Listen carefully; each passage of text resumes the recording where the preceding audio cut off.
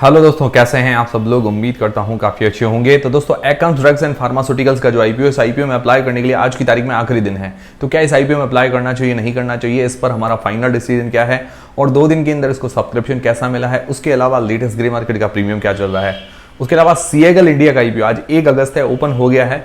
इसकी anchor list वगैरह कैसी आई है, लेटेस्ट ग्रे मार्केट का प्रीमियम क्या चल रहा है, अप्लाई करें नहीं करें वो जानेंगे। उसके अलावा अभी एक और नए आईपीओ की अनाउंसमेंट हो चुकी है। फर्स्ट क्राई की तो अनाउंसमेंट हो चुकी थी पहले, एक और आईपीओ की अनाउंसमेंट हुई है, उसके बारे में भी जानकारी लेंगे और बाकी सारे आईपीओ का अपडेट जानेंगे।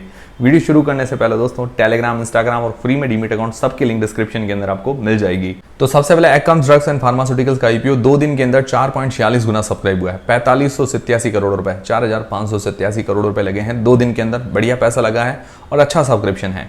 क्यूआईबी पोर्शन को छोड़कर सारे पोर्शन फुल्ली सब्सक्राइब हो चुके हैं और आज की तारीख में क्यूआईबी की तरफ से अच्छे सब्सक्रिप्शन की उम्मीद है। क्यूआईबी पोर्शन 0.96 टाइम्स के आसपास सब्सक्राइब हुआ है और 1:30-2 बजे के आसपास और देख लीजिएगा, अगर ज्यादा सब्सक्रिप्शन आता है तो थोड़ा सेफ्टी हो जाएगी। एनआईआई पोर्शन 8.50 गुना, रिटेल पोर्शन लगभग 9 गुना के आसपास और एम्प्लॉय पोर्शन 2.26 गुना के आसपास सब्सक्राइब हुआ है 2 दिन के अंदर। और इसकी जो जीएमपी चल रही है लगभग 25% के आसपास अच्छी जीएमपी चल रही है। लगभग 170 रुपए पर शेयर 22 शेयर्स का लॉट है। 3740 रुपए जैसा एक लॉट पर फायदा देखने को मिल रहा है। लगभग हो गई है 25% के आसपास। और देखिए, जीएमपी के पूरे भरोसे तो ना रहे, ये सिर्फ एक अंदाजा है। फिर दोस्तों, इस आईपीओ में अप्लाई करना चाहिए नहीं करना चाहिए, फाइनल डिसीजन क्या है। तो सबसे पहले लिस्टिंग गेन्स के हिसाब से, लिस्टिंग गेन्स के हिसाब हम 3 पैरामीटर देखते हैं। तो जीएमपी, दूसरा सब्सक्रिप्शन और तीसरा एंकर लिस्ट। तो देखिए, जीएमपी ठीक चल रही है, 20% से ऊपर है, पर जीएमपी के पूरे भरोसे ना रहे, ये अंदाजा है। क्योंकि अभी काफ़ी ऐसी आईपीओज आए हैं, जीएमपी अच्छी चल रही होती है पर लिस्टिंग डाउन होती है, तो ये चीज़ ध्यान में रखिएगा। दूसरा एंकर लिस्ट बहुत ही अच्छी आई है, 7.5-8 रेटिंग दे सकते हैं। चाहे इंडियन म्यूचुअल फंड्स की बात करें, चाहे एफआईआईज की बात करें, तो अच्छी एंकर लिस्ट है। फिर इसके अलावा सब्सक्रिप्शन 2 दिन के अंदर ठीक मिल रहा है। अभी और ज़्यादा सेफ्टी से अप्लाई करना चाहते हैं, मतलब ज़्यादा सेफ्टी चाहिए आपको, तो क्यूआईबीज का सब्सक्रिप्शन देख लीजिए 1:30-2 बजे के आसपास कैसा मिलता है। अगर वो ज़्यादा सब्सक्राइब करते हैं तो उस हिसाब से आप अपना डिसीजन बना सकते हैं। और मैं टेलीग्राम चैनल वगैरह पर आपको अपडेट कर दूंगा, अगर मुझे टाइम मिला तो मैं आपको टेलीग्राम चैनल पर अपडेट कर दूंगा कि भी क्यूआईबीज का सब्सक्रिप्शन कैसा है 1:30-2 बजे के आसपास। तो टेलीग्राम चैनल की लिंक डिस्क्रिप्शन के अंदर है, ज्वाइन करके रख लीजिए। फिर लॉन्ग टर्म के हिसाब से जो लोग सोच रहे हैं उसके लिए पॉजिटिव्स नेगेटिव्स दोनों ही देख लेते हैं। तो पॉजिटिव में ये है कि सेक्टर बढ़िया, ये सदाबहार सेक्टर है, हमेशा इनकी डिमांड रहती है। हालांकि हाईली कॉम्पिटिटिव बिजनेस है, बट अगर इसका मार्केट शेयर देखें सीडीएमओ बिजनेस के अंदर, मतलब कॉन्ट्रैक्ट बेसिस पर ये अलग अलग कंपनीज के लिए दवाइयां मैन्युफैक्चर करती है, मतलब थर्ड पार्टी मैन्युफैक्चरर है, उसके अंदर इसका मार्केट शेयर है 30% का, मतलब अपने सेक्टर के अंदर लीडिंग कंपनी है। तो ये इसके लिए पॉजिटिव पॉइंट है। फिर इसकी एंकर लिस्ट बढ़िया आई है। म्यूचुअल फंड्स या एफआईआईज की बात करें तो अच्छी एंकर लिस्ट है। बाकी फाइनेंशियली देखें तो रेवेन्यू के अंदर अच्छी ग्रोथ है। हाँ, प्रॉफिट में अप्स एंड डाउन है, पर रेवेन्यू के अंदर अच्छी ग्रोथ है। उसके अलावा टॉप 30 जो फार्मा कंपनीज है बड़ी बड़ी, उसमें से 26 इसकी क्लाइंट्स रह चुकी है, मतलब उनको ये सर्विसेज वगैरह देती है, तो ये काफ़ी अच्छी बात है। उसके अलावा एक्सपोर्ट वगैरह भी करती है। फिर नेगेटिव क्या है, नेगेटिव भी जाना जरूरी है। तो देखिए, रेवेन्यू के अंदर तो अच्छी ग्रोथ है फाइनेंशियली, बट प्रॉफिट बहुत ज़्यादा डाउन है। प्रॉफिट अगर 2022 में देखें तो लॉस मेकिंग थी, 2023 में प्रॉफिट मेकिंग, फिर वापस 2024 में इसका प्रॉफिट बहुत ज़्यादा डाउन हो गया है, तो ये थोड़ा सा नेगेटिव है। उसके अलावा डेट भी काफ़ी ज़्यादा है, हालांकि फ्रेश इश्यूज है, थोड़ा बहुत डेट पे करेगी, बट डेट ज़्यादा है। बाकी आरओई आरओसी वगैरह ये सब नेगेटिव है। और वैल्यूएशंस अगर देखें तो ये अभी इसका पी नेगेटिव निकल कर आता है, तो वैल्यूएशंस काउंट नहीं कर सकते, बट थोड़ी सी महंगी वैल्यूएशंस लग रही है। तो अब ओवरऑल क्या करना चाहिए, पॉजिटिव्स नेगेटिव्स मैंने बता दिए। तो देखिए, ओवरऑल मुझे लगता है अगर इसके आने वाले टाइम में प्रॉफिट मार्जिन्स वगैरह बढ़ते हैं, जिस हिसाब से अभी डाउन हुए हैं 2024 में, तो FY25 में अगर बढ़ते हैं और प्रॉफिट मेंटेन रहता है तो मुझे लगता है अच्छी कंपनी साबित हो सकती है, क्योंकि इसके पास अच्छा मार्केट शेयर है। सीडीएमओ जो बिजनेस है, कॉन्ट्रैक्ट बेसिस पर जो मैन्युफैक्चरिंग करती है, उसके अंदर इसके पास 30% का मार्केट शेयर है। इस हिसाब से लग रहा है कि थोड़ी बहुत डिमांड रह सकती है। उसके अलावा एंकर लिस्ट अच्छी आई है, तो एंकर लिस्ट के कारण क्या है कि थोड़ा सपोर्ट मिल जाता है। दूसरा, अगर और ज़्यादा सेफ्टी देखनी है तो क्यूआईबीज का सब्सक्रिप्शन देख लीजिए। हाँ, थोड़ा बहुत रिस्क है कि जो इसका प्रॉफिट डाउन हुआ है, डेट ज़्यादा है, ये रिस्क तो है।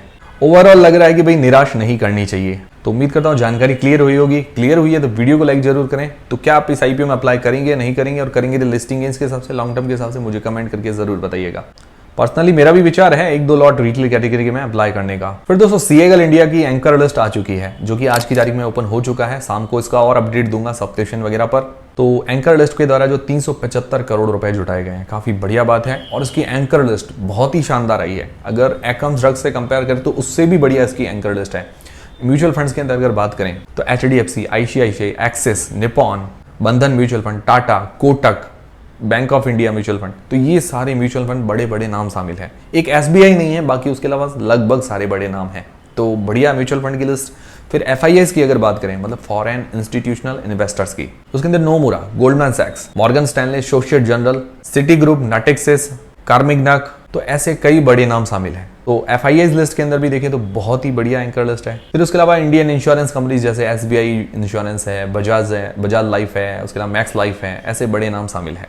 तो ओवरऑल अगर इसकी एंकर लिस्ट देखें तो बहुत ही बढ़िया एंकर लिस्ट कह सकते हैं। पर्सनली मेरे हिसाब से अगर देखें तो 10 में से 9 रेटिंग दे सकते हैं। पर्सनली मैं अपने आप को एक्सपर्ट नहीं कर रहा हूँ, ये मेरे अनुसार रैंकिंग है, हर किसी की रैंकिंग अलग हो सकती है। मुझे लग रहा है कि 9 रेटिंग दे सकते हैं, क्योंकि म्यूचुअल फंड FIIs के अंदर काफ़ी बड़े बड़े नाम हैं। तो इससे क्या होगा कि IPO को और थोड़ा सपोर्ट मिल पाएगा। फिर GMP चलिए लगभग 22% के आसपास, लगभग 22%। GMP की तो पूरे भरोसे ना रहे, ये अंदाजा है, इसको अंदाजा मानकर चलें। तो GMP जो लगभग बता रही है 90 रुपये पर शेयर, 37 शेयर्स का लॉट है, 3330 रुपये जैसा हमें एक लॉट पर आज की तारीख में फायदा देखने को मिल रहा है, लगभग 22%। तो अब क्या इस IPO में अप्लाई करें नहीं करें, पॉजिटिव्स नेगेटिव्स दोनों ही लिख लेते हैं। पॉजिटिव क्या है कि इसका सेक्टर बढ़िया है, इंफ्रास्ट्रक्चर और कंस्ट्रक्शन से रिलेटेड है, ब्रिजेस हैं, रोड है, उसके अलावा रेलवे के बाईपास वगैरह ये मतलब कंस्ट्रक्ट करती है। और अभी बजट के अंदर भी इंफ्रास्ट्रक्चर पर काफ़ी ज़्यादा बजट अलोकेट हुआ है, 11.11 लाख करोड़ रुपए।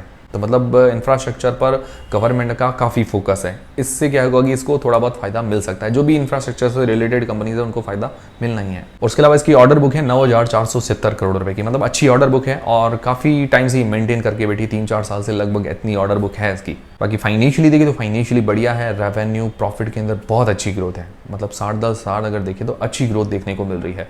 ROE ROC मिनिमम 15% होनी चाहिए, इसकी 30% से ऊपर है, बहुत ही बढ़िया बात है। बाकी एंकर लिस्ट मैंने आपको बताया अच्छी आई है, तो ये इसके पॉजिटिव्स है, पॉजिटिव्स बढ़िया है।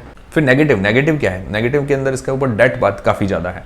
देखिए कोई भी कॉन्ट्रैक्ट लेने वाली जो कंपनीज होगी उनका लगभग डेट तो होता ही है, क्योंकि इनका क्या है कि पैसा बाद में रिलीज होता है, पहले ये प्रोजेक्ट करके देते हैं उसके बाद पैसा रिलीज करते हैं, तो उस हिसाब से डेट ऐसा हो सकता है। बाकी देखिए डेट तो ज़्यादा है ही, ये मैं अपने हिसाब से कारण बता रहा हूँ, डेट तो ज़्यादा है, ये चिंताजनक बात है। हाँ IPO के पैसे से कुछ अपना डेट वगैरह पे करेगी, बट फिर भी डेट ज़्यादा रह जाएगा। फिर वैल्यूएशंस थोड़ी सी मुझे महंगी लगी, वैल्यूएशन सस्ती नहीं है। तो ये 2 नेगेटिव पॉइंट लगे। ओवरऑल अगर इन दोनों पॉइंट को हटा दे तो कंपनी ओवरऑल अच्छी नजर आ रही है, एक ठीक कंपनी है। उसके अलावा एंकर लिस्ट तो अब अच्छी आ गई है, उस कारण क्या है कि थोड़ा सपोर्ट और मिल गया है। तो ये हो गई CAGL इंडिया की बात। अब बात करें ओला इलेक्ट्रिक के IPO की, तो उसका जो ग्रे मार्केट का प्रीमियम अभी बात करें तो लगभग 20% के आसपास चल रहा है, 16 रुपये पर शेयर, 195 शेयर्स का लॉट है, 3120 रुपये जैसा हमें एक लॉट पर आज की तारीख में फायदा देखने को मिल रहा है। और इसकी एंकर लिस्ट शाम को आ जाएगी, मैं आपके साथ जरूर डिस्कशन करूंगा। फिर दोस्तों जो 2 अपकमिंग IPOs आने वाले हैं, 6 अगस्त से ओपन होने वाला है। पहला तो फर्स्ट क्राई है, जिसकी मैं आपको जानकारी दे चुका हूँ, ब्रांड बीज IPO आएगा, firstcry.com इसका ब्रांड नेम है। 6 अगस्त से लेकर 8 अगस्त के बीच में ये IPO ओपन रहेगा। तो फेस वैल्यू रखी गई 2 रुपये पर शेयर, प्राइस में रखा गया है 440 रुपये से लेकर 465 रुपये के बीच में। मार्केट लॉट है 32 शेयर्स का, 32 शेयर्स का, और इसका टोटल इश्यू साइज है 4193 करोड़ रुपए का, जिसके अंदर फ्रेश इश्यू नए शेयर जारी करेगी 1666 करोड़ रुपए के, और OFS है 2587 करोड़ रुपए का। OFS ज्यादा, ये नेगेटिव है। और एम्प्लॉइज को जो डिस्काउंट दिया गया है 44 रुपए पर शेयर का, बढ़िया बात है। और रिटेल पोर्शन है 10% का, क्योंकि ये लॉस मेकिंग कंपनी है। और बात करें GMP की, तो GMP लगभग 17% के आसपास बता रही है, लगभग 80 रुपए पर शेयर, 32 शेयर्स का लॉट है, 2560 रुपए जैसा एक लॉट पर फायदा देखने को मिल रहा है, लगभग 17%। और GMP के भरोसे ना रहें। फिर दोस्तों एक और IPO 6 अगस्त से लेकर 8 अगस्त के बीच में ओपन रहेगा, यूनिकॉमर्स E-सॉल्यूशंस का IPO, जो कि 6 अगस्त से लेकर 8 अगस्त के बीच में ओपन रहेगा। ये एक नया अपकमिंग IPO है। ये company software as a service काम करती है, मतलब सॉफ्टवेयर एज ए सर्विस, जो भी E-कॉमर्स कंपनीज हैं उनको ये सर्विस प्रोवाइड करवाती है। इसकी फेस वैल्यू है 1 रुपये पर शेयर, प्राइस बैंड रखा गया है 102 रुपये से लेकर 108 रुपये के बीच में। मार्केट लॉट है 138 शेयर्स का, इश्यू साइज है 276 करोड़ रुपए का, पूरा का पूरा OFS है। और रिटेल पोर्शन रखा गया है 10% का, क्योंकि ये भी लॉस मेकिंग कंपनी है। और GMP अभी तक ओपन नहीं हुई है। और इन दोनों IPO सर, फर्स्ट क्राई और यूनिकॉमर्स, इन दोनों IPO पर मैं जल्दी आपको रिव्यू वाला वीडियो दे दूंगा। तो ये थे सारे आज के अपडेट्स। उम्मीद करता हूँ हमारा वीडियो, हमारी जानकारी आपको काफी पसंद आई होगी, हेल्पफुल रही होगी। हेल्पफुल रही है तो वीडियो को लाइक जरूर करें, चैनल को सब्सक्राइब कर लें। टेलीग्राम, इंस्टाग्राम फ्री में डीमेट अकाउंट, सबकी लिंक डिस्क्रिप्शन के अंदर है। मिलते हैं दोस्तों अगले वीडियो के अंदर। इंस्टाग्राम पर भी फॉलो करना मत भूलिएगा, वहां पर हमारी रील्स वगैरह आपको मिलती रहेगी।